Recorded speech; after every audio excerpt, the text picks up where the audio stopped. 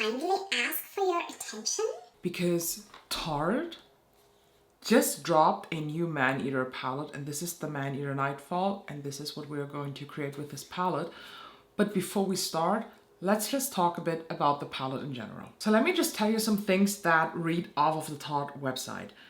Why we love it. Highly requested palette with unexpected pops and everyday warm and cool tones for main character looks. I feel like I'm the main character today. Super sleek, sexy and chic shadow wardrobe for anyone on your list. 11 mattes, 9 shimmers, 3 glitter and 1 luster take your look from day to play. 8 shades with custom Maneater press, rich lasting shadows deliver a punch of pigment for fierce eyes, infused with the Amazonian clay for intense payoff and seamless blending. If you haven't guessed it, the Tarte Maneater Nightfall is Tarte's this year limited edition palette. Last year it was the Maneater After Dark palette. These two palettes are different. They're very different in packaging. It's where it starts, because this one is much heavier, much sturdier, while this one, especially on the lid, like it feels super thin and cheap. Happy to say that Tarte is not decreasing the pan size, so the Maneater After Dark and the new Maneater Nightfall both have 24 pans with each 1 gram of eyeshadow. Let's take a look inside. So this is now a look inside the new Tarte Maneater Nightfall palette. You have 2 rows with your typical warm browns, and then you have 2 very kind of exciting rows because you have the blues, the greens, the purple. It is just another vibe on a fall palette, and stay tuned to the end of the video. I just try to describe this vibe as good as I can. Comparing it with last year's palette, of course, last year's palette was very, very warm too. You had a pop of green and this bit of a reddish and purple tone, but other than that, this is what I describe like a real fall palette, while the new Nightfall definitely has some differences to it. If you want to see swatches of the Nightfall palette, I will link the swatch short video that I have done yesterday. No, I don't know when I can upload this. I try to upload it as fast as possible, but I will link the swatch video down below, or no, up in that eye. By the way, quick question. I do always upload videos in advance, and then I have a planned release date on them. And I feel like the linking in those info cards does not work because I pre-plan those videos. Is that a case? I'm too lazy to look up, I'm honest. So I try to this time link the video after it was released, but that's okay, different topic. I think the most interesting thing that people want to see is, are there similarities in those palettes? Upon first glance, I say no. I do see some like shade cousins because they have like the same undertone. I mean, a gold is a gold. No matter what undertone, it's always a gold. Except it's like a black and gold or a green gold or an olive gold. But like those true gold, warm golds are usually the same. So let's just pick out some shades, and I want to compare them to you that just upon my first look kind of look the same. So here we have the first kind of similar shades. And yes, this is not one shade. These are 2 different shades. So this one is Lost from Maneater After Dark, and this is Catnap from Nightfall. A bit darker, a bit different of an undertone, but very, very similar. And here we have those 2 light shades. This one is Enamoured from After Dark, and this one is Sly from Nightfall. Yes, they are quite similar, but I don't think that these shades are like the shades that should decide whether or not a palette is 100% dupable or not, because those to me are like, these are basic shades. You know, I'm happy with shades like that to have in palettes, so I don't have to grab these specific shades in other palettes. So here we have the last matte shade twins. So let's go through them. So this one is Mischievous from After Dark. This one is Smolder from Nightfall. Tiny difference, but actually not a lot. While I see between these 2 a difference, since this one is much, much darker, and this is the shade Temptress from After Dark, and next to it we have Paws Off from Nightfall. These, by the way, could be twins. Like, what the fuck? This one is the shade Moody from After Dark, and I had to just look down here. And this one is Vixen from Nightfall. Ooh, I don't even want to show you the shimmer dupes. Oh, that is actually really disappointing. Because in my swatch video, or no, I cut that out. I didn't say that. But when I recorded this, I said that upon first glance, I don't see a lot of shade twins, but oh, fuck me, I was wrong. If you're wondering, yes, these are 6 different shades. I think the most distinct difference you see here, but we start up here. This first gold shade is the shade Heartbreaker from After Dark, and next to it we have Minx from Nightfall. There is like literally no difference. Like, the tiniest bit, but not a lot. Then we have the shade that is called Wild at Heart. This is from After Dark, and next to it we have the shade Sizzle from Nightfall. Wild at Heart, in my opinion, is a tiny bit darker, but not a lot.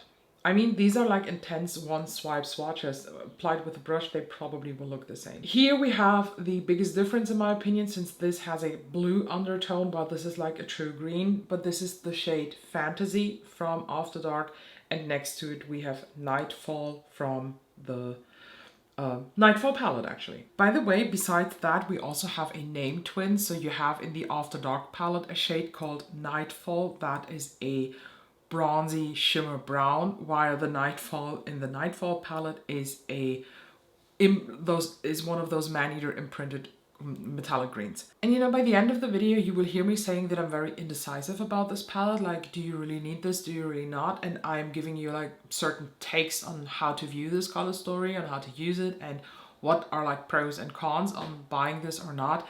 And the thing is, I do film this videos always in like a different order, because of course the intro I film when I'm done with the whole eye look. Well, let me take off my glasses so you don't have the reflection anymore. Now after those swatches, I'm still indecisive, because yes, there are quite a lot of dupes, as I just have seen, but this color story from the Maneater After Dark palette gives off a completely different vibe to the Nightfall palette. It might be those 2 rows of color, but enough of that. Let's just now head into the look. I will show you how I created this eye look, trying to use as many shades as possible. So stay tuned to the end of the video to see my personal first impression thoughts on this palette, and whether or not you should buy this. Alright, you heard me rambling already. I got this motherfucking palette. Now let's get cracking into it. It is 5 a.m. and it's currently like 12 degrees Celsius outside. It's dark as fuck, like it's half into the night still, and that's what I'm here for. I just cannot wait for this season, for the fall season to be like fully here, for the leaves, for everything. I'm just such a fall and winter girl.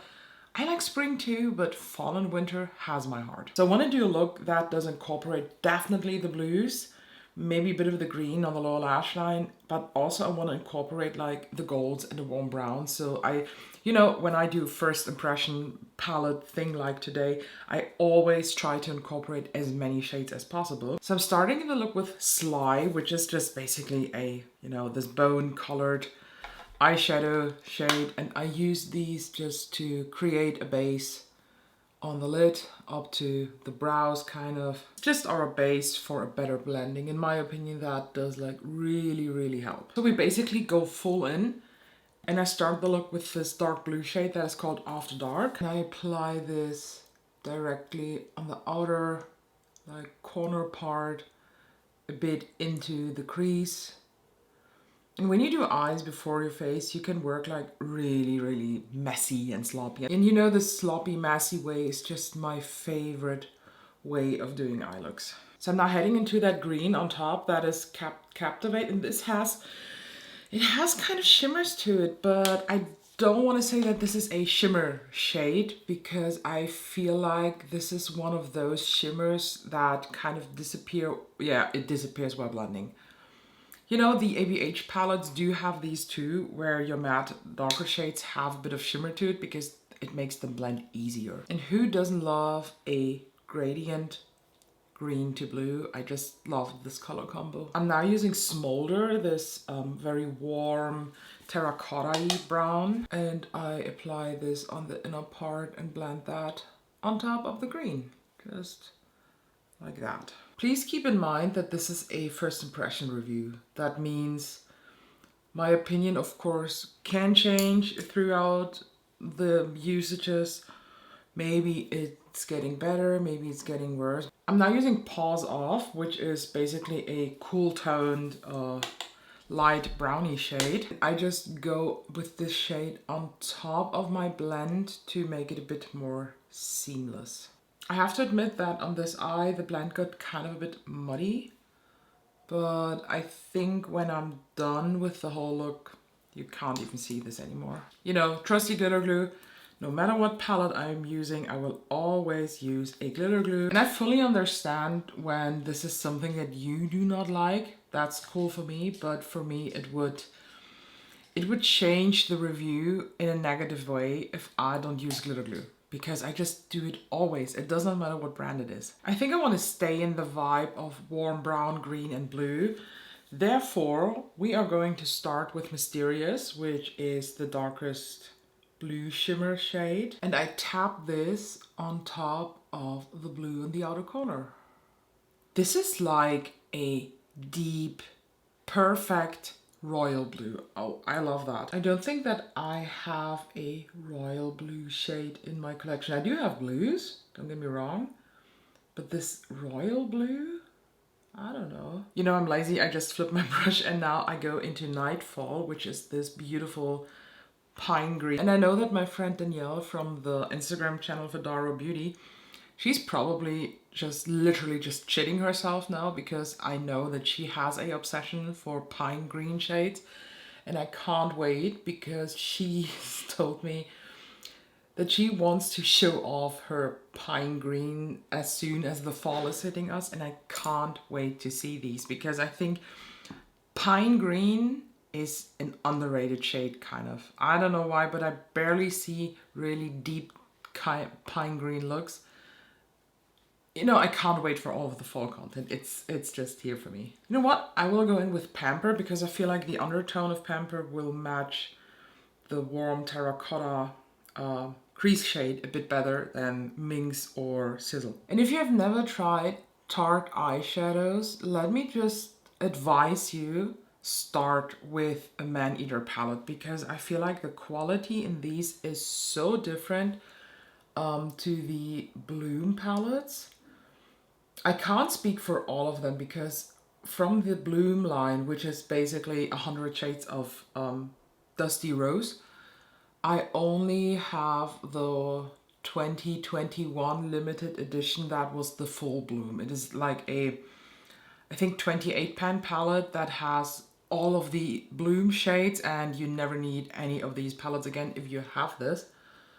But there is a distinct difference in the quality of the shades. The shimmers are different, the mattes are different, everything is just different. I love this gradient, but we have to do some work in the crease because a bit of the crease shades kind of are topped with shimmers or like are not visible anymore. So I always, when I'm done with the shimmers, go on top with my initial crease shades again. One thing that I personally don't like about these Maneater palettes is the pan embossing.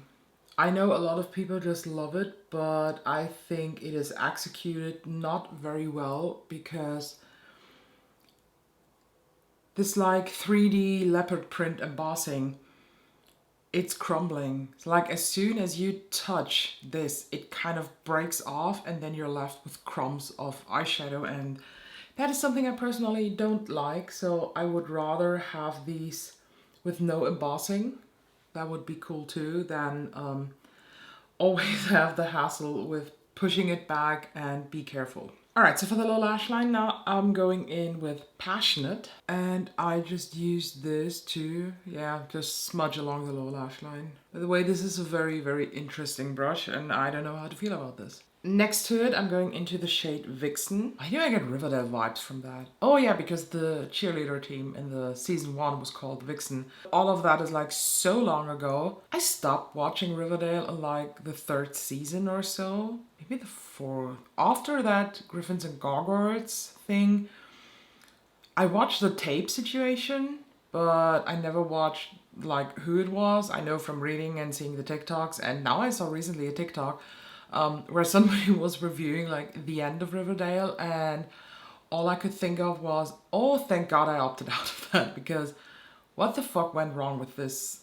whole series? Because it used to be good, and then it got crazy and crazy and crazy and crazy and crazier, and then it was like bullshit. But I take the Vixen shade and I blend out that passionate shade and always connect to the upper lid. I feel like this look just needs something on the waterline, so I'm going in with Charlotte Tilbury Pillow Talk, and I apply this to the waterline. And for inner corner highlight, I'm going into Desirable, and you might have guessed this, but I'm using this as inner corner highlight.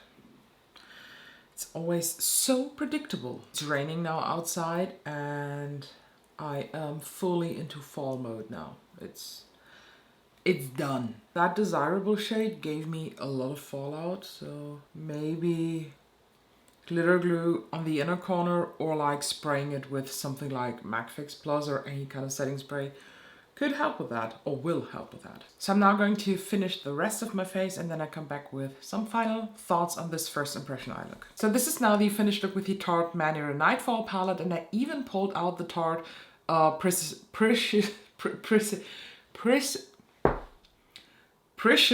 Gems face palette that came out last year, where you have the Park Avenue Princess or Park Ave Princess and 5 of the Amazonian clay blushes. And let me just tell you the fact that I like this look. I really, really like this look. I'm not in love. I'm not as overwhelmingly surprised as I was with the Tarte Maneater After Dark last year. I do definitely have to use this palette a couple more times to form a proper opinion on this. It is not that I'm, you know, I always have to check like a couple times in the mirror. Quality-wise, I actually have nothing to complain about besides what I already besides what I already said about these like 3D imprinted pants that I don't like how they crumble off. Color story wise, I think you can see this palette as divided in two, because you have like the first 2 rows, that is your typical warm brown fall vibe, and then you have the last 2 rows that totally catch up with like nightfall. And to me, this palette is giving me a, you know, let me try to describe you what I have in head when I see this palette. I do see myself sitting outside in my garden. The sun has already gone down, so it's dark. It is cold, but it's not like night dark. We still have the tiniest bit of sun left out there, so that you have this beautiful, you know, the fall sky when it's getting dark in the evening in the fall. There are already leaves on the ground. It's a bit of a crisp air going on, and this is the vibe that I get. You know, it's fall evening cozy vibe. It is not cozy fall coffee vibe that I love too in palettes. This is just a different approach on this. And I'm actually totally here for it. I love this. I love that this is not the typical coffee fall pumpkin spice jewel tones vibe, that this is more of a dark fall evening cozy vibe. 100% honesty here.